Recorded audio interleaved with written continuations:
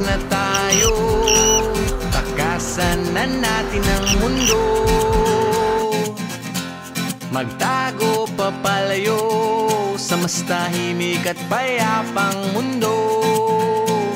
Umubulong ang hanging amihan at huni ng ibon. Dumudulog at tinatawag na tayo.